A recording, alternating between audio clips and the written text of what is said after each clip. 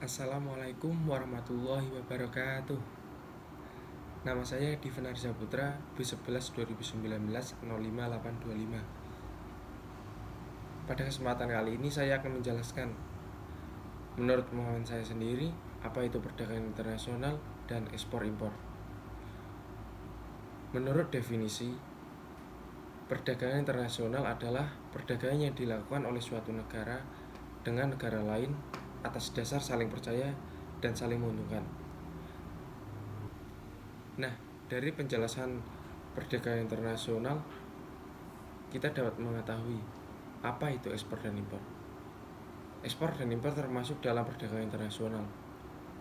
Nah, menurut definisi, ekspor adalah kegiatan menjual barang atau jasa dari dalam ke luar negeri melalui sistem perdagangan yang sudah diatur secara legal.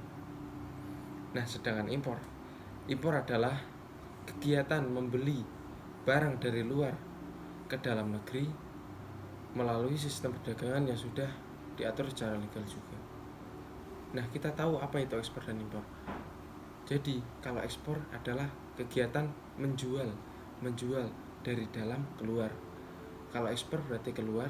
Nah, sedangkan impor berarti kita membeli berarti kita menerima. Berarti kalau kita menerima berarti kita mendapatkan transaksi masuk. Nah, berbicara jauh mengenai apa itu ekspor dan impor, dalam ekspor dan impor ada berbagai istilah-istilah di dalamnya. Nah, apa saja? Mari kita belajar bersama, kita pahami bersama. Istilah-istilah dalam ekspor dan impor. Yang pertama adalah eksportir terdaftar. Apa itu eksportir terdaftar? Eksportir terdaftar adalah perusahaan atau perorangan yang telah diakui oleh Menteri Perdagangan untuk mengekspor barang sesuai dengan ketentuan yang berlaku. Yang kedua adalah barang yang dibatasi ekspornya. Barang yang dibatasi ekspornya hanya dapat dilakukan oleh eksportir terdaftar dan telah mendapat persetujuan dari Menteri Perdagangan dan ketentuan yang sudah berlaku. Sesuai ketentuan yang sudah berlaku. Yang ketiga, ada juga barang yang dilarang ekspornya. Berarti barang tersebut tidak boleh diekspor. Yang selanjutnya, barang yang bebas ekspornya adalah barang yang tidak dibatasi dan tidak dilarang untuk diekspor. Berarti barang ini bebas mau diekspor berapapun, tidak ada ketentuan yang berlaku. Apa itu verifikasi? Verifikasi adalah penelitian dan pemeriksaan yang dilakukan surveyor sebelum barang dimuat.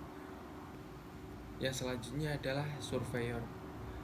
Surveyor adalah perusahaan survei yang sudah mendapat otorisasi untuk melakukan verifikasi atas ekspor dan impor. Ada juga prekursor. Prekursor adalah zat atau bahan kimia yang dapat menjadi bahan baku atau bahan penolong untuk proses produksi industri. Apabila disimpangkan, maka bisa menjadi bahan untuk pembuatan narkotika dan psikotropika. Jadi jangan disimpangkan ya. Yang selanjutnya ada rekomendasi. Rekomendasi adalah surat yang diterbitkan oleh instansi terkait ekspor dan impor yang membuat penjelasan secara teknis. Ada juga pre-export notification. Apa sih itu? Ya, mari kita belajar bersama karena saya juga belum begitu paham sih. Tapi menurut apa yang saya baca, penjelasannya seperti ini. Pemberitahuan persetujuan ekspor yang disampaikan kepada instansi badan lembaga yang berwenang di negara tujuan ekspor. Berarti pre-export notification adalah pemberitahuan apakah ekspor kita disetujui atau tidak. begitu. Nah, ada juga kuota nasional. Kuota nasional menurut penjelasan adalah jumlah barang yang dapat diekspor setiap tahun yang berdasarkan persetujuan dikenakan tarif bea masuk 0%. Berarti negara kita memiliki kuota berapa yang harus diekspor dan berapa batasannya. Berarti kalau termasuk dalam kuota itu kita nggak dapat tarif bea masuknya. Nah, sedangkan kuota ekspor adalah batas alokasi paling banyak jumlah barang yang diberikan kepada eksportir. Berarti kuota ekspor adalah kita memberi barang kepada eksportir. Nah, barang tersebut adalah kuota yang dapat diekspor, yang dapat dijual oleh eksportir ke negara lain. Seperti itulah.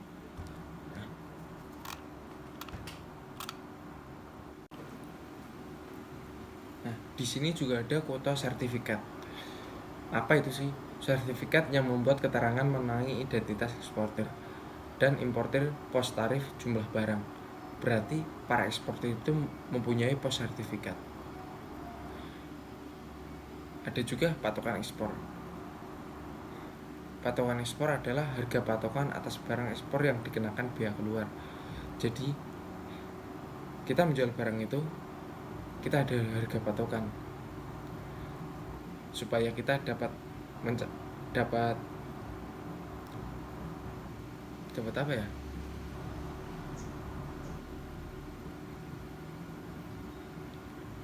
Ya dapat impasnya lah, berapa harga barang dan berapa harga bea keluarnya. Yang ketiga, harga referensi adalah harga rata-rata di bursa komoditi perdagangan internasional. Harga rata-rata pasar internasional di luar bursa komoditi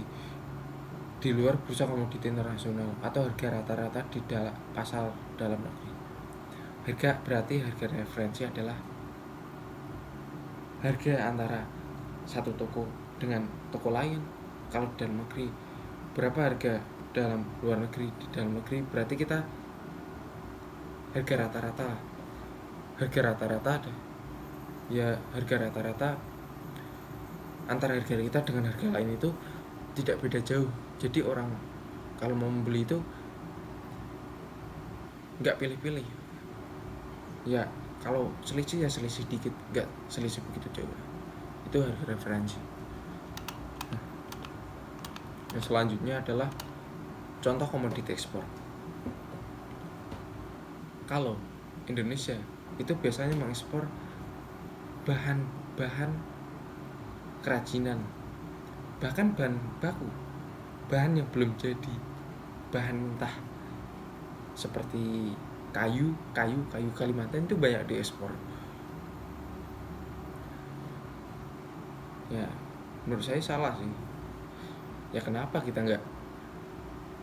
banyak tenaga kerja, kenapa kita nggak buat bahan jadi buat diekspor?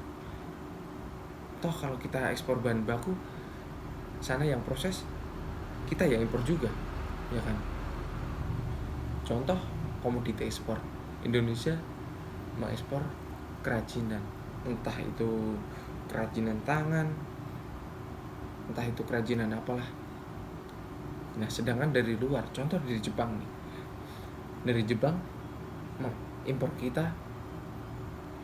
impor mesin. Kita nggak tahu mesin itu entah baru atau gimana. Ya syukur-syukur karena baru. Kalau casingnya doang yang baru tapi udah digunakan, udah nggak layak pakai di sana lah, makanya diimpor. Ya kita nggak tahu lah. Cuma pemerintah kadang diakali, ya kan?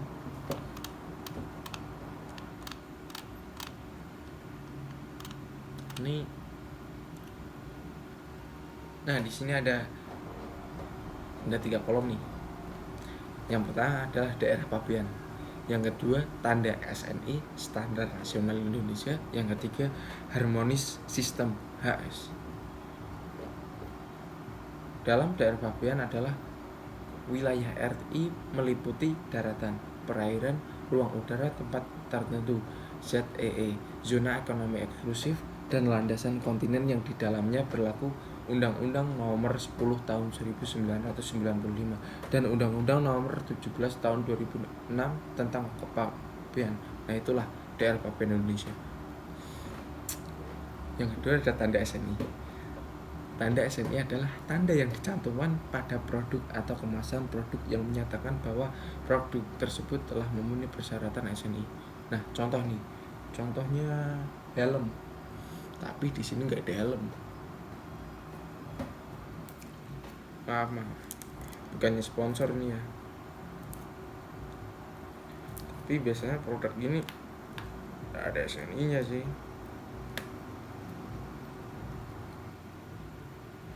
Ternyata cuma nah kalau kalian lihat nih SNI kan sebelum BPOM. Nah, ini contoh produk Indonesia, tanda SNI. Yang ketiga adalah harmonis sistem HS, kualifikasi jenis barang yang dikeluarkan sebagai dasar tarif bea masuk. Jadi barangnya itu kita udah tahu gimana, kita udah punya sampel gimana barangnya ini dan berapa harga bea masuknya. Jadi kalau kita jual lagi nih, kita nggak, harganya juga nggak terlalu membengkak. Nah, di sini kita belajar bareng, kita pemahaman bareng, kita cari tahu pemahaman bareng. Nah, selanjutnya ada model perdagangan internasional.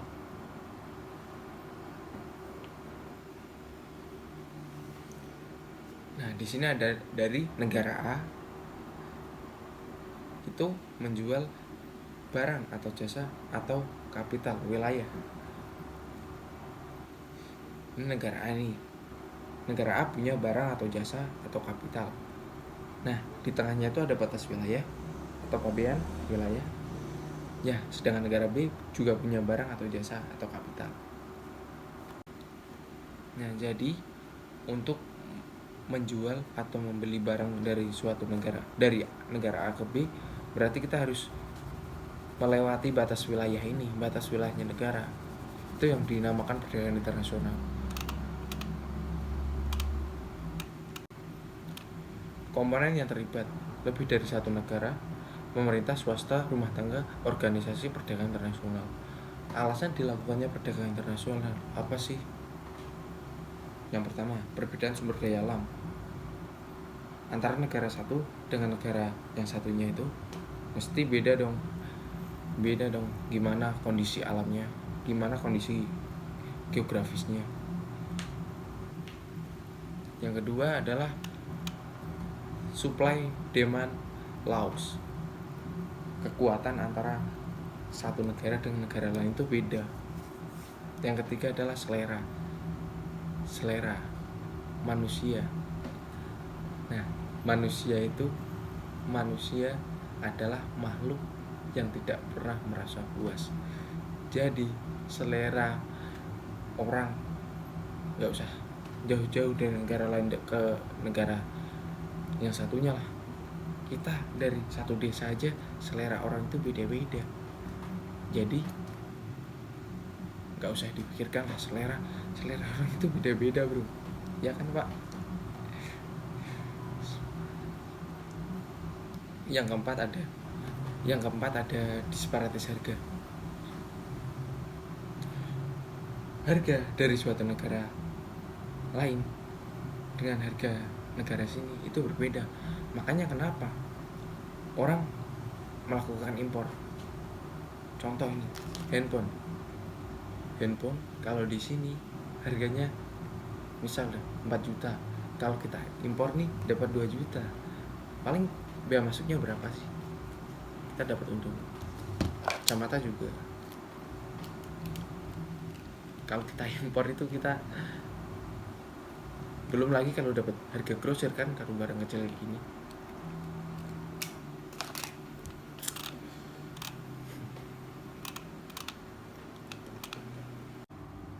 Nah, di sini ada The World's Largest Corporation 2020 Years.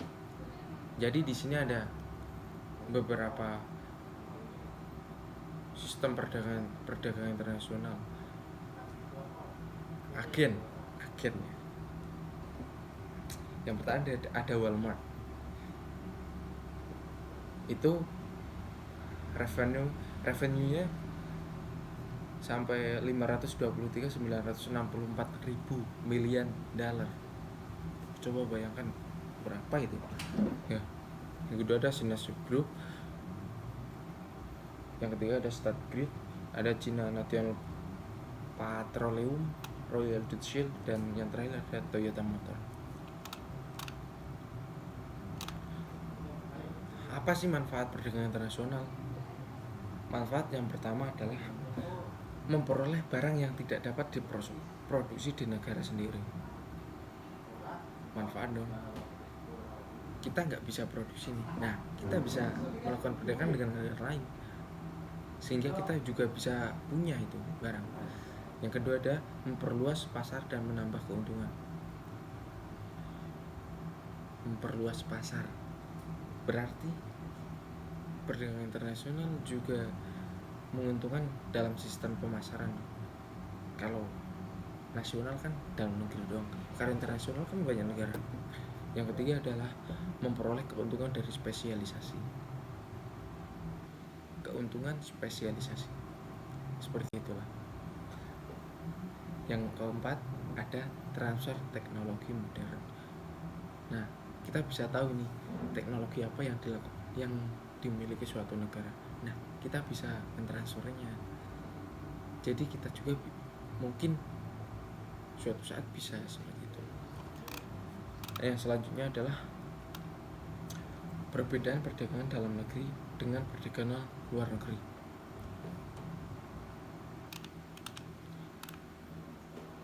Perbedaan perdagangan dalam negeri dengan perdagangan luar negeri apa sih? Contoh satu aja ya, soalnya ini banyak banget ya. Yang pertama, faktor pembeda transportasi atau biaya angkut. Faktornya. Nah, perdagangan dalam negeri. Perdagangan dalam negeri menurut faktor pembeda tersebut apa sih? Kalau perdagangan dalam negeri menurut faktor pembeda transportasi atau biaya angkut, di dalam negeri itu lebih rendah atau lebih mudah, sedangkan di luar negeri lebih tinggi atau lebih mahal. Jadi kita tahu, kita angkut barang nih dari Jakarta ke Bandung. Kalau dari Jakarta ke Bandung doang kan itu biaya angkutnya murah. Nah, tapi kalau dari gak usah jauh-jauh, dari Singapura ke Indonesia itu biaya angkutnya lebih mahal, bro. Lebih mahal, Pak. Nah, contoh satu aja. Yang ketiga ada, yang selanjutnya ada restriksi perdagangan. Ini gambar foreign oil expense. Lanjutlah. Nah, di sini ada teori perdagangan internasional. Mari kita ulik gimana teori ini. Teori keunggulan absolute advantage, Adam Smith 1776, yaitu keunggulan yang diperoleh suatu negara dari melakukan spesialisasi dalam kegiatan menghasilkan barang-barang yang lebih efisien dibandingkan dengan negara lain. Nah, kita baca dulu sampai habis. Kelebihan teori ini terjadi interaksi ekspor-impor karena kedua negara memiliki keunggulan absolut. Kelemahan, tidak akan terjadi perdagangan internasional jika hanya suatu negara yang mempunyai keunggulan absolut. Contoh perdagangan kain atau permadani. Nah, kita punya tujuan. Nah, dari teori ini kita itu punya tujuan nih. Kita itu punya tujuan, cita-cita. Apa sih? Dari teori ini sih tujuannya adalah kita unggul dalam menghasilkan barang-barang yang lebih efisien dibanding dengan negara lain. Berarti kita lah punya cita-cita lebih maju dari negara lain. Nah, di sini ada kelebihan dan kelemahannya. Kalau kelebihannya interaksi antara ekspor dan impor itu lebih terjalin karena memiliki keunggulan yang absolut. Ya, kalau kelemahannya tidak akan terjadi perdagangan internasional. Iya sih. Kalau suatu negara ini adidaya nih bisa memiliki keunggulan tersebut, yang negara lain ya gimana nggak punya keunggulan absolut, ya negara adidaya ini nggak bakal minta dari negara yang lain. Nah, sedangkan negara lain kita ya mungkin ketergantungan dengan negara yang satu ini, begitu kan.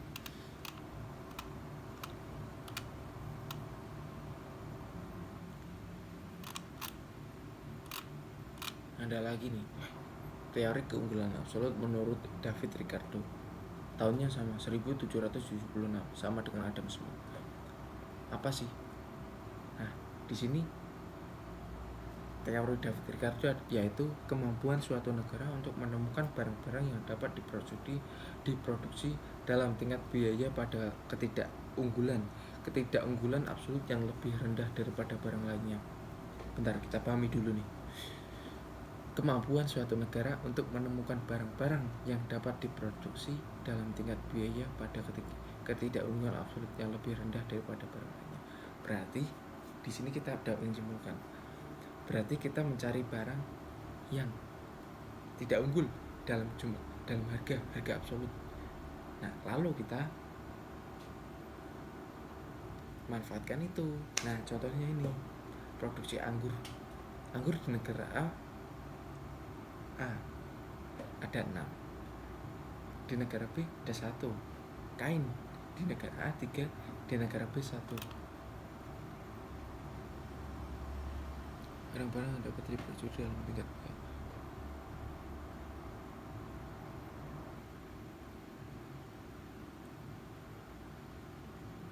Nah, ini kalau di negara A kita dapat 6, kalau di negara B dapat 1, ya gimana ya? Nah, kalau di negara A dapat 6 dan negara B 1, menurut ketidakunggulan absolut, ya berarti kita lebih memilih yang negara A lah, karena kan kita dapat menemukan barang-barang yang dapat diproduksi dalam tingkat biaya yang tidak unggul. Ya, menurut saya nih biaya produksinya sama, tapi kan di negara A dapat 6, di negara B dapat 1. Ini yang dinamakan teori keunggulan absolut. Nah, yang selanjutnya, yang ketiga, ada teori keunggulan absolut dari Michael E. Porter, tahunnya muda ya, 1990.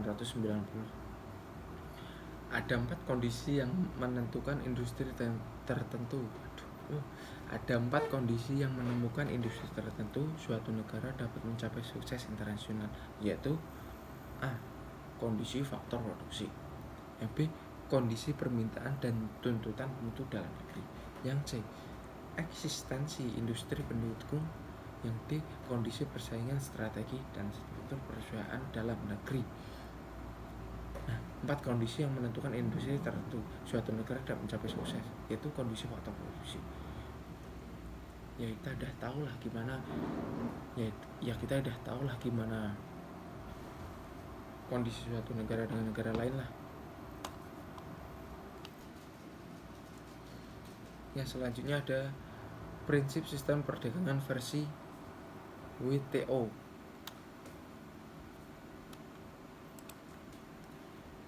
Tidak diskriminasi. Berarti kita tidak diskriminasi. Kita bebas nih milih antara satu barang dengan barang yang lainnya, itu bebas.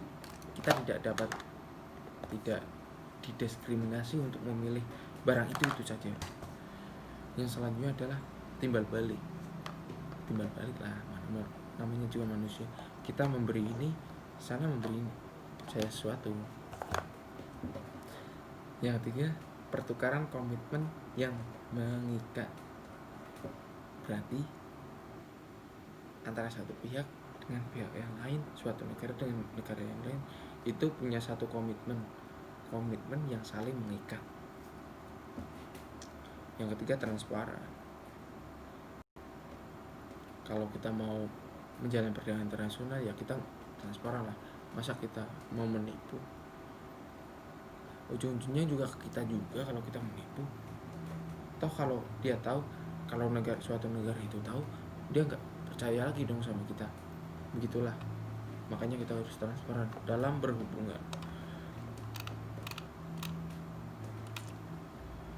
Masih banyak. Yang ketiga ada kebijakan perdagangan internasional. Kebijakan perdagangan internasional adalah berbagai tindakan dan peraturan yang dijalankan suatu negara, baik secara langsung maupun tidak langsung, yang akan mempengaruhi struktur, komposisi, dan arah perdagangan internasional negara tersebut. Kebijakan dilaksanakan dengan tujuan untuk melindungi kepentingan ekonomi nasional. Berarti kebijakan ini dibuat kebijakan yang banyak ini kebijakan langsung maupun tidak langsung dibuat untuk melindungi hak dari negara. Ini dari kita ini mau melakukan perdagangan internasional ini, ya negara yang membeli harus tahu dong, harus ikut dong gimana kebijakan kita. Kalau nggak ikut ya udah nggak usah dipaksakan gitu.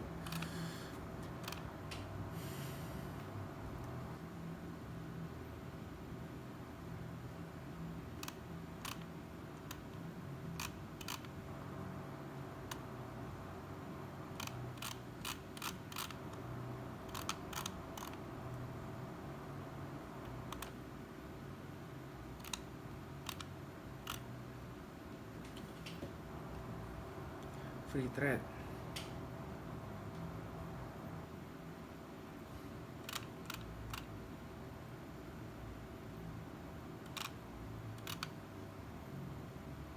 Manajemen FEB Udidus.